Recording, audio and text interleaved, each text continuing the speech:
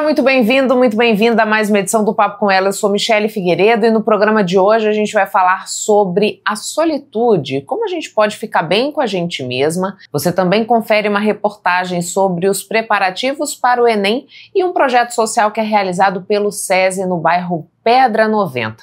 Então fica o meu convite, pega o teu café e vem comigo que o papo tá te esperando cheio de novidade. No programa de hoje vamos falar sobre o poder de estar bem na nossa própria companhia e como isso pode transformar a forma como vivemos, sentimos e nos relacionamos. E para nos ajudar nessa tarefa, recebo a psicóloga Dulce Lone. Dulce, muito obrigada por aceitar o nosso convite, para que a gente pudesse falar um pouquinho mais sobre essa diferença entre solidão, solitude, quando é bom, quando não é, se é necessário, se não. Então, queria que você começasse explicando para a gente, né, o que classifica ou o que consiste a solidão e qual é o impacto dela para o nosso desenvolvimento enquanto ser humano, e o que é a solitude e se é uma atitude que é necessária até para o nosso refazimento. Olha, quando você fala, né, em solidão, o ser humano precisa, né, de um momento de se refazer, né, como você bem disse, de se refazer. Mas para ele querer se refazer, primeiro ele tem que estar exposto, sair, se cansar. Tem pessoas que têm um perfil, uma personalidade mais recatada, mais quieta, gosta de menos barulho, e tá tudo certo. Mas desde que haja um equilíbrio com essa socialização. Uhum. Porque o deprimido, né, que nós estávamos conversando antes, né, o deprimido, ele quase sempre vai dizer que adora ficar sozinho, pensando nas coisas dele, ele quer dormir até tarde, porque ele só quer isso. Então ele tem que ser avaliado quando é solitude e quando é solidão, para não confundir os dois. Então a gente está dizendo que solitude é aquele momento em que eu preciso ficar um tempo sozinho, porque eu me esgotei da socialização, digamos assim, né? Perfeito. Fui num show, passei um final de semana com muitas programações, ou tive muitas reuniões durante o dia, então eu quero aquele momento para ficar comigo mesmo e me recompor. Isso Perfeito. é a solitude. Perfeito, e é saudável. Uhum. E necessário, muito necessário, parar, se afastar de redes sociais por um tempo. O que tem preenchido muito o tempo agora são os telefones. Eu tiro tempo para ficar em solitude, porém eu não fico. Eu fico ali no Instagram, no TikTok, nessas ferramentas, né? E o que acontece? A mente não desacelera. Não passo pelo momento do tédio tão importante. Esse tédio que todo mundo não gosta. A maioria das pessoas pensa, né, que é prejudicial e não é. O tédio nada mais é do que eu ficar sozinha comigo. Uhum. Mas se eu não me suporto, eu vou preencher o meu tempo. Eu não consigo suportar o que eu penso, o que eu sinto. Então eu preciso estar disfarçando, enchendo esse tempo com muitas coisas para que eu não me veja. E isso não é saudável. Então a gente pode dizer que quem tem resistência à solitude é porque tem questões que precisa lidar que são suas. Com certeza, com certeza. Porque quando eu entro num ambiente de solitude, eu tenho que ficar sozinha comigo. E será que eu gosto de mim? Será que eu gosto do que eu penso? Será que eu aprovo o que eu penso? Que dor eu carrego? Que eu não consigo entrar em contato? As pessoas que estão, especialmente os idosos. Eu estava vendo um neuropsicólogo falando que o idoso, como ele não gosta de estar sozinho, porém ele precisa ficar sozinho, que ele está em outro tempo da sua vida, né, que os netos já foram, os filhos já foram, então ele está preenchendo este tempo com celular, Instagram, não tem filtro, assiste tudo, especialmente notícias trágicas. Uhum. Eu não sei por que o idoso gosta tanto de notícias trágicas. Quando eu atendo no consultório, eu falo quais são os programas, pergunto, né, quais são os programas prediletos, ele vai dizer assim, aí ele começa a falar o nome dos programas, mas isso é caótico. Não, Dulce, é que eu tenho que saber para estar preparado. Olha, estão dando muitos golpes nos idosos, então eu tenho que estar preparada para saber tudo o que está acontecendo. E aí cria uma atmosfera de medo e uma ansiedade, né? A minha avó é assim, Dulce. Eu chego na casa dela, ela mora em Rondonópolis.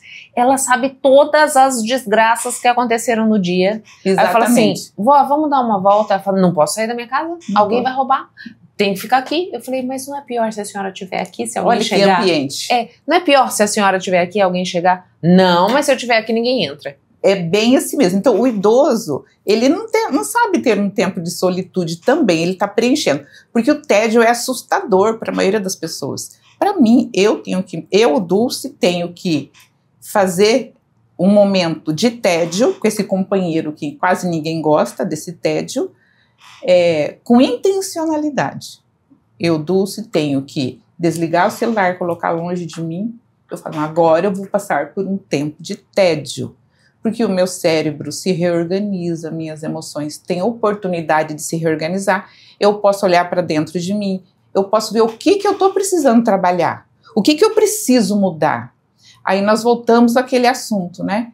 Por que muitos idosos ficam sozinhos, ficam solitários? Porque não construíram pontes, construíram muros pela vida, não tiveram tempo de olhar para si, fazer os arranjos internos necessários para que seja agradável estar com esse idoso. Quando você fala da sua avó, deve ser uma delícia ouvir vovó falar o dia inteiro de problema, né? Ou então você liga para ela, ela diz assim, puxa vida, Michele, até que enfim lembrou que tem avó. É gostoso ligar para uma pessoa assim? Para receber cobrança, né? Não. Ao invés de dizer assim, puxa vida, netinha, que gostoso que você me ligou, eu estava com saudade. É mais acolhedor. Então, muitos idosos ficam solitários porque, por serem idosos, pensam que qualquer um tem que suportar a forma como ele fala, que agora eu sou velho. Não, isso tudo tem que ser construído para que chegue também na vida idosa e não esteja tão solitário.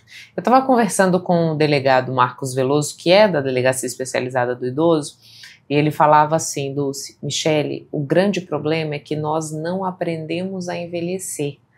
Então, e ele falava disso, né? O envelhecimento precisa ser uma construção. A gente precisa pensar como é que vai ser o dia de amanhã, quem pode estar do nosso lado, como a gente constrói essas relações, para que essa solidão não seja um item que vai agravar ainda mais uma situação que já é difícil de lidar, né? Com toda essa mudança, você tem uma mobilidade que é reduzida, às vezes a sua cabeça pensa uma coisa, mas o corpo não responde ao mesmo tempo.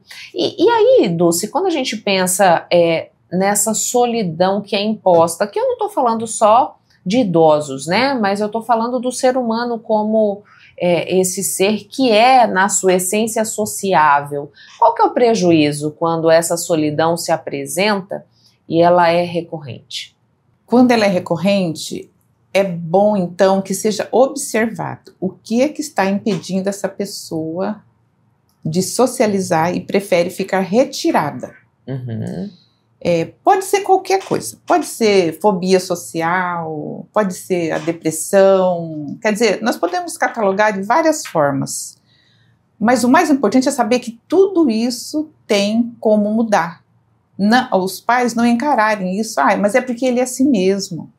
Ele puxou vovô. É da personalidade, né? Ele puxou vovô era deprimido. Não, vovô era esquisito. Uhum. O vovô era estranho, o vovô gostava de ficar na dele, não gostava de socializar, não gostava de falar com pessoas. Mas então os pais, sejam das crianças, dos adolescentes, dos jovens, ajudá-los, ou a rede de apoio, enfim, ajudá-los a desenvolver habilidades para não entrarem numa caverna, porque literalmente é caverna.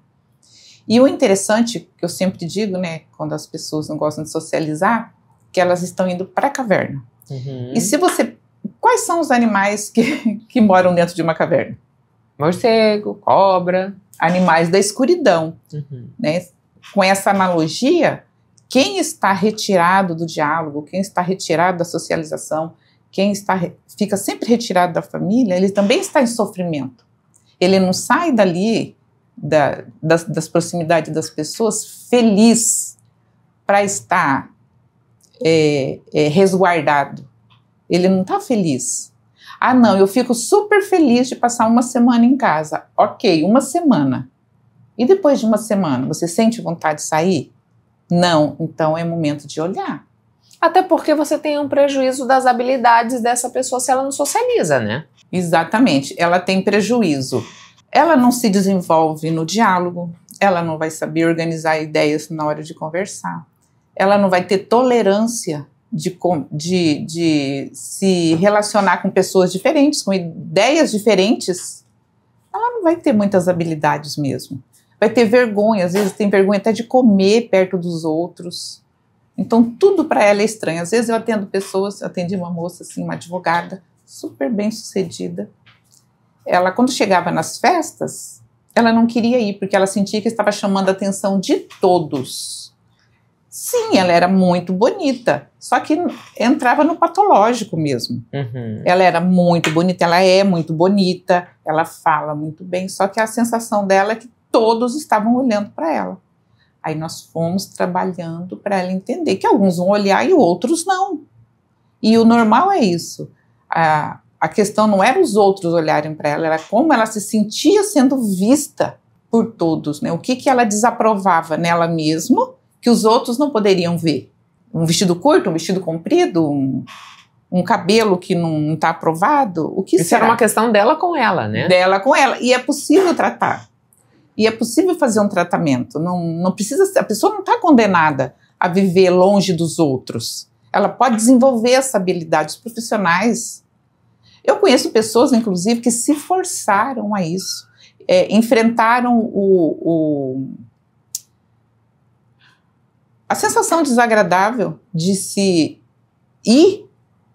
estar com pessoas e lugares que não gosta, o desconforto, que era a palavra, o desconforto de fazer o que não quer até começar a aprender a gostar. Tem pessoas que são assim. É treinável. Treinável, dá para desenvolver essa habilidade. A gente chama isso mesmo de treino de habilidades sociais. Tá vendo? Né? Dulce, você falava pra gente assim, que o momento de solitude, ele vai servir para que eu olhe para mim, para que eu entenda os processos que eu estou vivenciando e o que eu preciso melhorar. A gente pode dizer que quem corre desse momento é porque não quer lidar com a dificuldade que muitas vezes é adotar uma mudança de comportamento, ter um olhar crítico para aquilo que muitas vezes eu carrego como sentimento até, né? Porque às vezes a gente fica nutrindo umas picuinhas e não quer se desapegar daquele tenho razão. Isso também é motivo para que a gente não queira um tempo com a gente mesmo? Com certeza, não é? Por que mais o tédio incomodaria? Por que no meu momento de tédio, de me refazer de um dia cansativo, eu preciso estar com... Hoje eu estava almoçando e eu disse que eu faço esse momento de tédio intencional, então na hora do meu almoço eu não vou para as redes sociais, não vou atualizar o WhatsApp. E o rapaz do meu lado colocou um iPad bem na frente dele, comendo e olhando, né? Então, nem na hora de comer, né, não para comer, para ver o que está comendo, o que está engolindo, o sabor daquele alimento. Está sempre nessa fuga de si mesmo. E quando a gente ouve falar que o Brasil é o país que mais apresenta esse transtorno depressivos, é real. Porque a nossa dificuldade de olhar para nós mesmos é muito grande. E nós enfrentamos muitas situações aí, na área da política, as informações, de uma forma geral, que são caóticas. E se nós não paramos e parar para buscar dentro de nós um pouco de reforço de esperança, de bons pensamentos, de uma meditação guiada, não, há adoecimento mesmo. Porque o noticiário do mundo é caótico. As redes sociais, elas são alimentadas por comparação. Olha os algoritmos. Você começa a olhar, começa a vir aquilo. Então é tudo por comparação. E claro que a pessoa vai acabar se comparando a isso, se sentindo menor. Quando vai para o seu momento de solitude, ele se acha muito pequeno. Aí é hora de começar a recorrer para aqueles recursos internos que a pessoa tem de, não, eu cheguei até aqui, olha, eu vivi até aqui, hoje eu tenho 30, eu tenho 40, eu não consegui fazer tudo o que eu quis fazer, mas eu fiz essa parte. Olha como eu me dei bem nisso. Uma sugestão que eu sempre faço lá no consultório para algumas pessoas que têm muitos pensamentos negativos e não conseguem perceber o que já aconteceu de bom na sua própria vida, é fazer o pote da esperança, né? O pote da esperança. Aconteceu alguma coisa boa, coloca lá. Uma vez por mês, ao final de ano, na hora de uma retrospectiva, para olhar tudo o que aconteceu. Isso também é tédio. Uhum. É tédio você parar e olhar para o seu ano. Mas olhar e conseguir perceber o bom e o ruim. Porque quando eu vou para o meu tédio e só consigo enxergar o que é ruim, eu posso adoecer. Uhum. Agora, você falou pra gente assim, né? As pessoas vão pra solitude, mas na verdade não vão pra solitude porque elas tentam preencher esse momento com a rede social, por exemplo. Mas se eu escolher para esse momento, Dulce, uma leitura agregadora, algo que vai me ajudar nesse propósito de me avaliar, essa meditação que você cita pra gente, né? Ouvir uma boa música, isso é viver a solitude e o tédio de uma maneira construtiva? Perfeito, isso mesmo. A música é um remédio para o nosso cérebro, é remédio, mas música de qualidade. Porque aqui não tem qualidade também adoece. É lixo. São aquelas músicas que trazem esperança, aquelas músicas que jogam a gente para cima, aquela leitura que... Nem sempre leitura técnica. Se eu sou psicóloga, não vou ficar na hora da minha solitude, eu não vou ler livros de teoria. Eu vou ler livros que me ajudem a encontrar meu verdadeiro eu, a me perceber, a ver minha família. Talvez se eu gosto de flores, vou lá mexer no meu jardim. É o meu tédio, mexer no meu jardim. O tédio não quer dizer isso aqui. Ficar parado olhando pro teto, né? Não, isso aí né? Gosta de fazer biscoitinho? Faz biscoitinho, ouvindo música, só o seu tempo, sabe? Esse é o momento da reconstrução, como a música, a leitura, um café consigo mesmo, isso tudo, ele descansa o nosso cérebro. Até aquele café da manhã mais demorado, que a gente não consegue fazer nos dias de semana, né? Não é? No dia da semana a gente não consegue fazer porque tem que correr, e no final de semana, porque a gente quer dormir até mais tarde, né? E acaba não se dando esse direito. Mas é importante, sim. Isso refaz. Uma outra coisa que eu ia lhe perguntar, né? A gente está falando de leituras que agregam, dessa questão da jardinagem, da leitura como também esse momento de estar consigo mesmo. E aí você falou assim, né? Não precisa ser uma leitura técnica. Muitas vezes a gente não olha a leitura como um hobby. Não é verdade, Dulce? Acho que muito disso se perdeu com, sei lá, se é a evolução tecnológica, se é a mudança de hábito do leitor brasileiro, mas você vê que cada vez mais a gente tem menos pessoas lendo, e quando leem não é como uma forma prazerosa de trazer ali um momento de qualidade mesmo, é mais para esse conhecimento técnico. É como se fosse uma obrigação, né? Eu tenho que ler 12 livros por ano, então eu já consegui, nós estamos no mês 10, já consegui ler 10. Não, isso não aconteceu comigo, mas algumas pessoas acontece, né? 10, já li o 10º, nossa, eu tô atrasado, só li 6 até agora. Isso é uma obrigação. Então, realmente, nós perdemos o prazer da leitura. Uhum. Eu até hoje, aos 60 anos, eu me lembro do primeiro livro que eu li assim, já alfabetizada, que foi A Ilha... Perdida. A Ilha Perdida, Michele. Eu também li esse, Dulce. A Ilha Perdida. Que era da coleção Vagalume, da né? Coleção. Olha com essa carinha de criança, você tá me enganando, hein? A Ilha Perdida. Gente, até hoje eu me lembro da história. Daquelas crianças atravessando o rio, porque nós viajávamos naquilo. Era delicioso e realmente perdeu-se esse prazer. A minha neta é uma leitora voraz.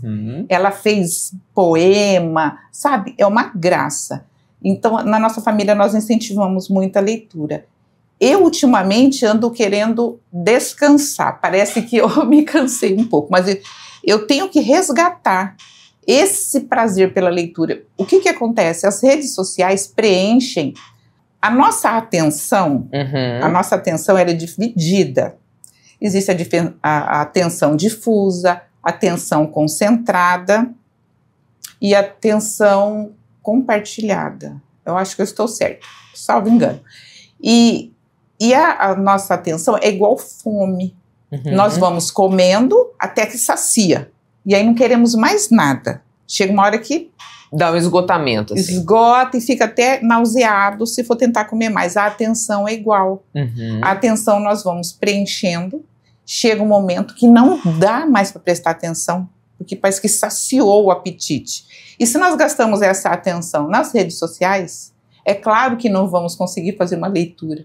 Porque a leitura ela é vagarosa, eu tenho que entender, talvez até consultar um dicionário. Exige mais, né? Exige mais. E nós estamos acostumados com os fast food. Tudo muito rápido, muito rápido. Você já recebeu mensagem que você tem que ouvir no... 2 vezes? Não 2 vezes, mas no acelerar? Então, no 2 vezes. Isso, 2 vezes. Eu entendi que você tivesse dito ler 2 vezes a mensagem. Colocar lá no acelerado. 2, 1,5 ainda dá. Dependendo do como a outra pessoa fala. Mas tem gente que não dá nem para entender o que está falando, que é tão acelerado. Aquilo acelera os processos da nossa atenção, que quando alguém fala nesse ritmo que eu estou falando com você, algumas pessoas não têm paciência de ouvir todo o seu programa, porque não está acelerado, por mais interessante que o programa seja. Então a minha sugestão é que nunca ouça, nunca, Dulce, nunca, porque é dar um tiro no pé, na própria atenção. Depois aí você vê Instagram, vê TikTok, entra nos comentários, vai ler comentários, e quem vai querer ler um livro? Não vai, né? E é o livro que é o construtor de ideias, construtor de pensamentos, construtor de sinapses.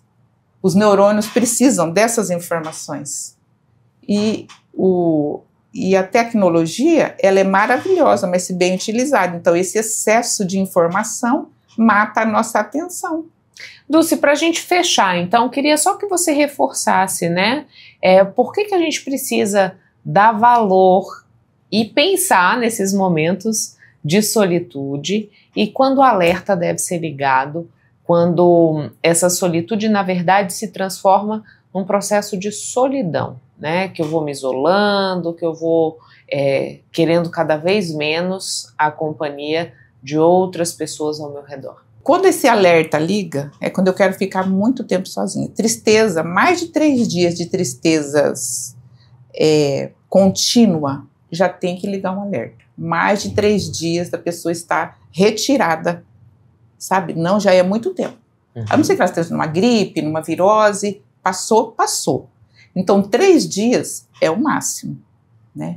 E esta é a hora de ligar o alerta, porque as pessoas precisam estar junto com os outros. Como nós falamos aqui, o momento de estar conosco é para a reconstrução. Nós nos perdemos de nós mesmos.